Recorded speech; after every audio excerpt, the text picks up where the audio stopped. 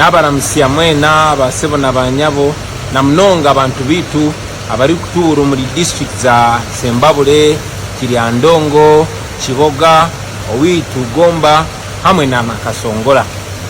Erizoba nijagamba ansonga nkuru munonga bingi omulimwe eyindebire muri gambaho ebirebi enshonga yitaka ebirebi nimbareba mutandikire kugamba abutari buringaniza bwa government ya Museveni obushuma bwitaka ukwasire ahansi naiko ebindi kambigambo mu Ruganda banange okumala ebbanga ddene muze mulaba ekibataka n'okunyigirizibwa n'obutali bwenkanya biri mu Northern Uganda biri apa mulabye mukono basengudde abantu n'ebitundu ebirala ate naddala wano mu Buganda kisukka kuba bamanyi okusengula abantu kyalo kiramba ne babasenguzawo n'abafu baabwe. Ensonga eno bangi kummwe muze mugiraba naye nga bala bagamba tekisobola kuntuukako kubanga nze ffe tuli mu kintu bangi nga mulowooza mwe muli mu kintu naye nga bwe tuze tubagamba nti tewali ali safe okujjako ffe nanga tuli safe. Bangi mutandise okyogerako mbalaba ku TikTok olina ajja n'agamba basengudde abantu baffe omuntu n'owulaba nga bagobye omuntu amaze ku ttaka emyaka 2, 3, 4 ne babagobawo obugobi kubanga balina connection n'abo bali mu buyinza ayina oluganda kwabo bali mu buyinza ayina influence mu magye n'ebifaanana bwe bityo ate nga ne bwe mugenda mu kooti temufuna bwenkanya kuba abalamuzi bali compromised ba RDC tebabayambye n'ebirala bwe bityo. So njagala mumanye nti tewali ali safe wabula kino kisobola okuggwawo singa tukyusa obukulembeze ne tufuna obukulembeze obuwa amazima ekitiibwa obukulembeze obusaamu abantu ekitiibwa obukulembeze obw'obwenkanya.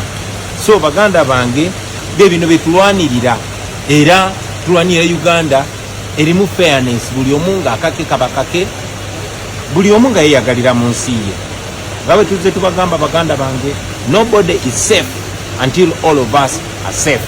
So mwena mutwegatteko tukyuse Uganda tusobole ogyeyagaliramu kuba ne bw'oba oyogera olulimi lwe lumu nabo tekigenda kutaasa bwe baba baagala ekikyo ne baba baagala kitwala mu butali bwenkanya.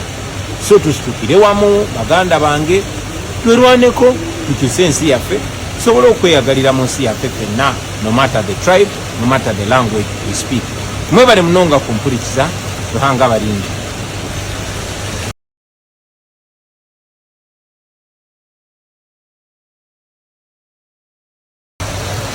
N'abalamusia mwena basebo n'abanyabo na mnonga abantu bitu abali kutuuru muri district za Sembabule, Kiryandongo, Kiboga, Owitu, Gomba hamwe na Nakasongola.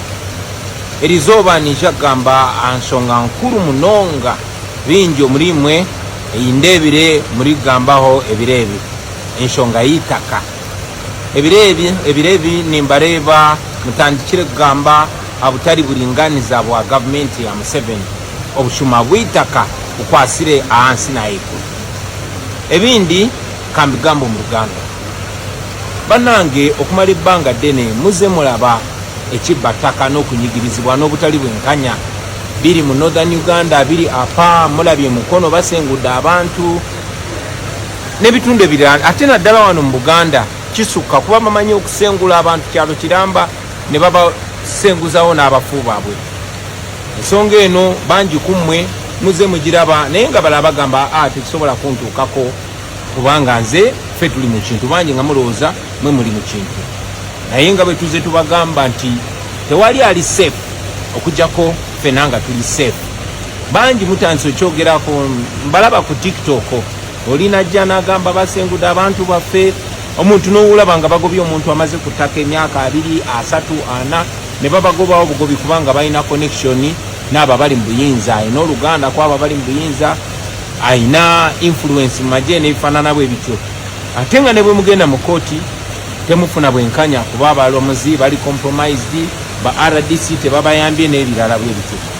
So njagala mumanye nti tewali ali safe wabula kino kisobola okuggwawo singa tukyusa obukulembeze ne tufuna obukulembeze obuwa amazima ekitiibwa obukulembeze obusaamu abantu ekitiibwa. Assalamu alaikum warahmatullahi wabarakatuh. Amanya n'eddoboozi Haji Abdu omusomi w'eddua. Nkola ku nsonga ez'enjawulo, emirimu nga gikutataganyeko, ebyenfuna byo nga bidobonkanye, ne oba oli bweru wa ggwanga emirimu gya kucankalanako. Jangu kusomere ku ddua okubeda nedda eddua zaabaawo, eddua zisomibwa, omuntu n'oterezebwa mu mbeera yonna ebadde ekwesibyeko akanyaga. Nina ekyoto kye nsobola okukumira wadde oli bweru wa ggwanga nga toli kumpi wano n'ofuna omukisa ogwo nawe n'osomerwako ku ddua nga nkuteddeko n'akabaani. Allah ajja kusaasira, ajja kwanukula. Kuba ku namba yange y'essimu 0752 44 71 56 ne ku WhatsApp kwendi mpereza obubaka sobole okuyamba. Assalamu alaikum warahmatullahi wabarakatuh.